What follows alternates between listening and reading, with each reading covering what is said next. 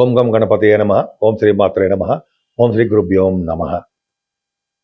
ఇప్పుడు మనం శనిగ్రహం యొక్క మార్పు కాదండి, వక్రగతి. అంటే మార్పు అంటే శనిగ్రహం చాలా మందికి మార్పులు ఇస్తుంటాడు. శని వక్రగతిలో మీనరాశిలో ఉంటే ఏ ఫలితాలు ఇస్తాడు, మీనరాశిలో ఉన్నాడు, 12 రాశుల వారికి ఏ ఫలితాలు ఇస్తాడో తెలుసుకుందాం. శనీశ్వరుడు వక్రగతిలో ఉండడం వల్ల చెడు ఫలితాలే ఎక్కువగా ఉంటాయి. అసలు శనీశ్వరుడు ఎప్పటి నుంచి వక్రగతిలో ఉంటున్నాడు, ఎప్పటి వరకు ఉంటాడో తెలుసుకుందాం. 27th జూలై 2026 నుండి 10th డిసెంబర్ 2026 అంటే 137 డేస్ 137 రోజుల పాటు శనీశ్వరుడు వక్రగతిలో ఉన్నాడు. మీనరాశిలో బలంగా ఉన్నాడు. అంటే చెడు ఫలితాలు ఎక్కువ ఇస్తాడు అనమాట. అంటే ఏళ్ళనాటి శని ప్రభావము, అర్ధాష్టమ శని ప్రభావము, అష్టమ శని ప్రభావం కూడా ఉంటుంది. ఇప్పుడు మనం 12 రాశుల మీద ఆయన యొక్క ఇన్ఫ్లుయెన్స్, ప్రభావం, చెడు ప్రభావం ఎలా ఉంటుందో తెలుసుకోబోతున్నాం. ఇప్పుడు మనం 12 రాశుల్లో మొట్టమొదటిగా మేషరాశి వారికి ఏ ఫలితాలు ఇస్తాడో తెలుసుకుందాము. మేషరాశి వారికి శనీశ్వరుడు బాధకుడు అవుతాడు. బాధకుడు ఏంటంటే కష్టపెట్టేవాడు, బాధలని ఇచ్చేవాడు అవుతాడు ఆయన. మీ రాశికి 10th house lord, 11th house lord అయి 12వ భావంలో వక్రగతిలో ఉన్నాడు. అంటే వ్యాపారాల ద్వారా, ఉద్యోగాల ద్వారా నష్టాలు రావడానికి అవకాశాలు ఎక్కువ ఉన్నాయి. 10th హౌస్ లార్డ్ అవడం వలన మీరు ఉన్న ప్రదేశాల నుంచి, మీరు చేస్తున్న ఉద్యోగం నుంచి మీకు నచ్చని చోటకి వెళ్ళడానికి అవకాశాలు ఉన్నాయి.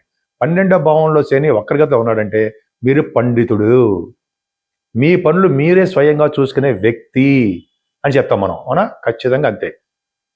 పైగా శని ప్రభావం 11వ భావాధిపతి రావడం వల్ల వ్యాపారాల్లో నష్టం రావడం, మీ అక్కయ్య గారికి కానీ, మీ సోదరమణులకు కానీ ఇబ్బందికరంగా ఉండడానికి అవకాశాలు ఉన్నాయి. అంతేకాకుండా శని 6వ భావాన్ని చూస్తున్నాడు. 6వ భావాన్ని చూడడం వలన కూడా శత్రువుల వలన భయం కూడా ఉంటుంది. శత్రువుల వలన భయము, రోగాలు కూడా ప్రాప్తించే రోగాలు కూడా మీకు ఉండడానికి అవకాశాలు ఉన్నాయి. రుణ భయం కూడా అవకాశాలు ఉన్నాయి. మేనమామల గారికి కూడా ఇబ్బందికరమైన వాతావరణమే ఉంటుంది మీకు. అందుకని మేషరాశి వారికి శని శుభఫలితాలు ఇవ్వడు. ఆయన 12వ భావంలో వక్రగతిలో ఉండి చెడు ఫలితాలే ఇస్తాడు. పైగా మేషరాశి వారికి ఏలినాటి శని ప్రభావం ఎఫెక్ట్ కూడా ఉంది కాబట్టి ఆయన కొద్దిగా మిమ్మల్ని ఇబ్బంది పడడానికి ట్రై చేస్తుంటాడు. అందుకనే మీరు ఆంజనేయ స్వామిని పూజించడం వలన మన్య సూక్తంగా శనీశ్వరుడు తైలాభిషేకం చేయించడం వల్ల చక్కటి శుభఫలితాలు పొందుతారు. మనం శనీశ్వరుడు గురించి చెప్పుకుంటామండి. శనీశ్వరుడు కూడా మన జాతకాల మీద కూడా ఆయన ఇంపాక్ట్ కనిపిస్తూ ఉంటాడు, ఫోకస్ చేస్తూ ఉంటాడు. అంటే ఇటు గోచార రీత్యా, అటు మన పర్సనల్ జాతకాల రీత్యా కూడా ప్రభావం ఉంటుంది కదా. అంటే ఏ దశలు జరుగుతున్నాయో అవన్నీ కూడా ఉంటుంది. దాని ప్రకారం కూడా మీరు మీ జాతకాలు తెలుసుకోవాలి అనుకుంటే date of birth, time of birth, place of birth ఉండాలండి. ఒక పక్కన గోచార ప్రకారము ఇబ్బంది పడుతూ ఉంటాం, ఇంకో పక్కన మీ మెయిన్ జాతకంలో కూడా ఏదో ఒక ఇబ్బందులు ఉండడము, ఈ జాతకాలు ఈ రెండు కాంబినేషన్ కుదరకపోవడము. అంటే ఓ పక్కనేమో గోచార ప్రభావంలో శనీశ్వరుడు ఇబ్బంది కలిగిస్తుంటాడు, ఓ పక్కన మామూలు మెయిన్ జాతకంలో కూడా ఏదో గ్రహం ఏదో దశ మీకు ఇబ్బంది కలిగిస్తూ ఉంటుంది. కాబట్టి ఈ రెండింటి వల్ల ప్రభావం వలన కూడా మీరు బాగా నలిగిపోవచ్చు, అంటే బాగా కష్టపడిపోతూ ఉండవచ్చు. అందుకని చెప్పి జాతకాల పరిశీలన కూడా కంపల్సరీగా ఉండాలండి. ఓ పక్కన మంచి దశ జరుగుతుంది అనుకోండి, ఈ శని వలన వచ్చే చెడు ఫలితాలు కూడా తక్కువ ఉండడానికి కూడా మనం చెప్పచ్చు, నేను చెప్పడానికి అవకాశం ఉంటుంది. కాబట్టి మీకు ఏమాత్రం అవకాశం ఉన్నా మీ జాతకం ఒకసారి రిఫర్ చేయించుకుంటే ఏమవుతుందంటే దానివల్ల వచ్చే ఫలితాలు బాగుంటాయి. ఎందుకంటే మీరు ఎవరో చెప్పిన మాట వినకండి. అంటే జాతకాలు సరిగా ఉండవు, జాతకాలు నమ్మకూడదు, జాతకాల వలన మనకి జరగవు అని కొంతమంది చెప్తూ ఉంటారు. అది వాళ్ళ ఇష్టం, అది వాళ్ళ యొక్క ఇది. కానీ మనం మన జాతకాలు తెలిసిన వాళ్ళం కాబట్టి, గ్రహాల మీద నమ్మకం పట్టు ఉంది కాబట్టి మనం ఇలా చెప్పుకుందాం.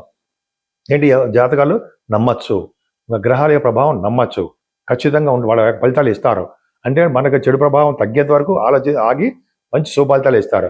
అదే కోట్లు లక్షలు ఖర్చు పెట్టేస్తాం, అన్నీ ఏమీ ఉండవండి. మంచి జాగ్రత్తగానే ఉండొచ్చు. మీరు మీ జాతకాలు చూసుకోండి, ప్లస్ జాతకాలు చూసుకుంటూ జాగ్రత్తగా ఉండండి, ప్లస్ ఏలేని ప్రభావం గురించి మనం ఆలోచించు జాగ్రత్తగా ఉండండి. సరే, ఇప్పుడు మనం పరిహారాలు మరి ఏంటి తెలుసుకుందామండి. 12 రాశుల మీద శనేశ్వరుడు వక్రగతిలో ఉండి చెడు ఫలితాలే ఎక్కువ ఇస్తాడు. మంచి శుభ ఫలితాల కంటే చెడు ఫలితాలే ఎక్కువ ఇస్తాడు. మరి ఏం చేస్తే మనకి చెడు ఫలితాలు కొద్దిగా తగ్గుముఖం పట్టి కొద్దిగా మన ఆనందంగా ఉండేటికి ఏ ఫలితాలు ఇస్తాడు, ఏ చేసుకుంటే మన మంచి ఫలితాలు ఇస్తాడు, ఏ పూజలు చేసుకుంటే ఇస్తాడు అనేది చెప్పుకుందాం. ముఖ్యంగా శనీశ్వరుడికి వక్రగతిలో ఉన్నాడు కాబట్టి అర్ధాష్టమ శని, అష్టమ శని, ఏలిన శని ప్రభావం ఇవన్నీ ఉంటాయి. వాటిని భయపడాలంటే మన్య సూక్తంతో శనీశ్వరుడికి ఒక్క శనివారం అయినా సరే అభిషేకం చేయించుకోవాలి. మినిమం 7 శనివారాలు మామూలుగా తైలాభిషేకం చేసుకుంటూ 7వ శనివారం కానీ ముందు మీకు ఎప్పుడు శనివారాలు వినంటే అప్పుడు శనివారాలు మన్య సూక్తంతో, అంటే మన్య సూక్తం అంటే వేదాలతోటి ఆ వేద పండితులు చేస్తారండి. అది చాలా పవర్ఫుల్. శనీశ్వరుడిగా చేస్తే చాలా సంతోషిస్తాడు ఆయన. ఆయనకి మంచి వస్త్రం కప్పి, తెల్లటి బట్ట కప్పి, అంటే వస్త్రం సమర్పించి ఆయనకు కూడా చక్కగా పూజలు చేసిన తర్వాత 9 ప్రదక్షిణాలు చేస్తాం కదా, చేసిన తర్వాత మనం శివుడికి అభిషేకాలు చేయించుకోవాలి. ఇది కంపల్సరీ. మనిషి సూక్తం చేసిన తర్వాత శివాభిషేకాలు చేయించుకోవాలి. అంటే శివదర్శనమైన చేయాలి. చేసిన మారేడు దళాలతో పూజ చేయించడము, శివుడికి మన ఇంట్లోనే మారేడు దళాలతోటి పైగా మల్లె పువ్వులతోటి పూజ చేసుకోవడము, శివుడికి అభిషేకాలు చేయించుకోవడం చాలా చెప్పదగ్గ అంశం. అంతేకాదండి, శని ప్రభావం తగ్గాలంటే ఆంజనేయ స్వామిని పూజించాలి. ఆంజనేయ స్వామిని ఓం హరి మర్కటాయ నమః, ఓం హరి మర్కటాయ నమః, ఓం హరి మర్కటాయ నమః అనే మంత్రాన్ని 100 సార్లు కానీ 100 సార్లు 1008 టైమ్స్ అని మనకి మన ఆఫీసులు మన హడావిడిగా ఉంటాం. ఒక 40 రోజుల పాటు, మీకు 21 రోజుల పాటు పూజ చేసుకోవడం వలన చక్కటి శని దోషం తగ్గుతుంది. అంతేకాకుండా శనీశ్వరుడు పవర్ తగ్గాలంటే, మనమే పవర్ తగ్గాలంటే ఆంజనేయ స్వామికి సింధూరం రాయించడము, పవనపాకులతో పూజ చేయించడము, ఆయనకి వడమాల సమర్పించడము, అప్పాలు నైవేద్యం పెట్టడం వలన శనీశ్వరుడు వలన వచ్చే దోషాలు చాలా మటుకు పరిహారం అవుతుంది. అమ్మవారిని పూజించడం మాత్రం ఎట్టి పరిస్థితుల్లో మర్చిపోకూడదు. దుర్గామ్మవారిని పూజించడం వలన, అభిషేకాలు చేయించుకోవడం వలన, చండీ హోమం చేయించుకోవడం వలన ఫలితాలు వచ్చి తీరుతాయి. మీకు అందరికీ తెలిసింది అనుకోండి, ఒక శని మంత్రం చెప్తాను. నీలాంజన సమాభాసం రవిపుత్రం యమాగ్రజం ఛాయామార్తాండ సంభూతం తం నమామి శనీశ్వరం అంటూ శనీశ్వరుణ్ణి మన ఇంట్లో అయినా పూజించవచ్చండి. లేదా బీజాక్షరం ఉంది, ఓం శం శనీశ్వరాయ నమః, ఓం శం శనీశ్వరాయ నమః, ఓం శం శనీశ్వరాయ నమః అనే మంత్రాన్ని జపించడం వల్ల కూడా శని మనల్ని ఎటువంటి ఆటంకాలు కలిగించకుండా సర్వదా రక్షగా ఉంటాడు అని అండంలో ఏమాత్రము అతిశయోక్తి లేదు. శనీశ్వరుడు ఎంత పూజిస్తే అంత శుభఫలితాలు వస్తాయి. రాజకీయ రంగంలో ఇప్పుడు చాలా ప్రాబ్లమ్స్ ఉన్నాయి.